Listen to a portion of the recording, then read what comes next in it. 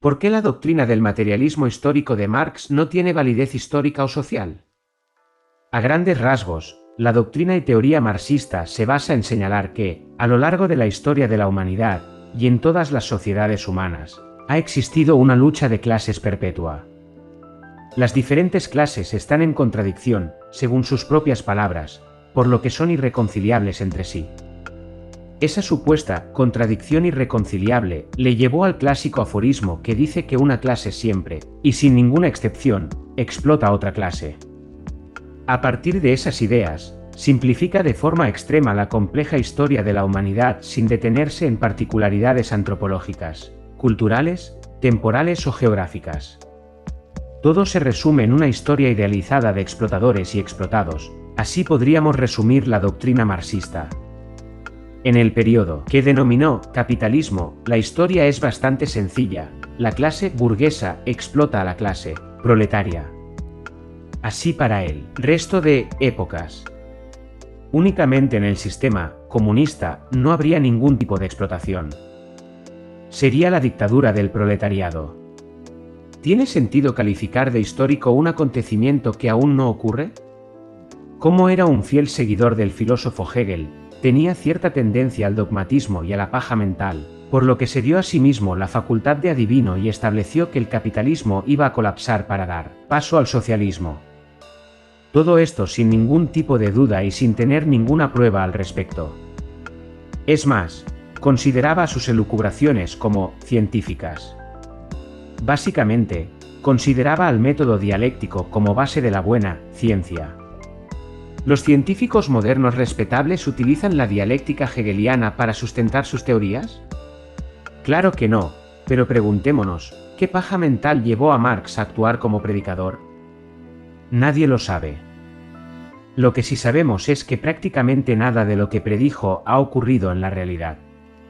Un conocimiento sólido de la historia global de la económica y la política de los últimos 150 años, así como ciertas estadísticas, nos demuestra fehacientemente que Marx fue, en gran medida, un charlatán. Entre las muchas aberraciones que escribió, sobresale la idea de que, de forma inevitable, el capitalismo entraría en una fase voraz de grandes monopsonios y monopolios. Esta apología oligárquica sobre el capitalismo está escrita en varias de sus obras, especialmente en El Capital, pero es Lenin el que crea toda explicación, más o menos empírica, sobre esta supuesta fase final. En el libro, El imperialismo, fase superior del capitalismo, escrito en 1914, utiliza toda la doctrina de Marx y de Engels para crear la apología del ocaso del capitalismo. Básicamente, la idea es que la acumulación excesiva de la riqueza, así como la explotación voraz del proletariado a manos de un puñado de burgueses, haría que de forma natural surgiera una conciencia de clase proletaria que precipitará la revolución. Nada de eso ha ocurrido. La Revolución Rusa, más exactamente, la Revolución de Octubre, no fue precipitada por el proletariado, más bien fue promovida por una oligarquía intelectual de disidentes y terminó en dictadura, pero no del proletariado. Lo curioso es que el mismo Lenin dedica casi toda su obra a criticar a las denominadas internacionales comunistas, especialmente a la Segunda Internacional, y a todos los intelectuales relacionados, como Kautsky. Su crítica fundamental fue que tenían un carácter político, y por lo tanto, no estaba manejado por el proletariado, sino por políticos y burócratas obedientes. Es decir, la historia de la Unión Soviética. Su creación se transformó en lo que siempre criticó. Aún más curioso es que todos los intentos serios de tomar las ideas marxistas e imponer el socialismo terminaron exactamente igual. Políticos rodeados de burócratas. Esto se puede explicar antropológicamente, aunque existe el apasionante, y polarizado, debate sobre si todos estos casos eran verdaderas intenciones de instaurar el socialismo. Para defender su doctrina, muchos comunistas modernos argumentan que nunca ha habido verdaderas intenciones de instaurar la teoría marxista. Ese debate lo trato más a fondo en otro vídeo. Sin embargo, el que habla defiende que sí ha habido esfuerzos serios por instaurar el socialismo, especialmente en la China maoísta, en la Unión Soviética de Stalin y durante el mandato de Enver Hoxha, en Albania. Básicamente, Todos estos casos intentaron aplicar los 10 puntos básicos para transitar al socialismo que está explicado en el Manifiesto del Partido Comunista de 1848. A pesar de que se aplicaron, los resultados fueron completamente negativos en el largo plazo, especialmente en el aspecto económico.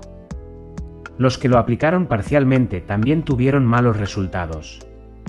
Incluso en la actualidad se observan ciertos países, identificados como capitalistas, en donde este tipo de políticas han afectado su rendimiento, como las políticas monetarias con efectos inflacionarios.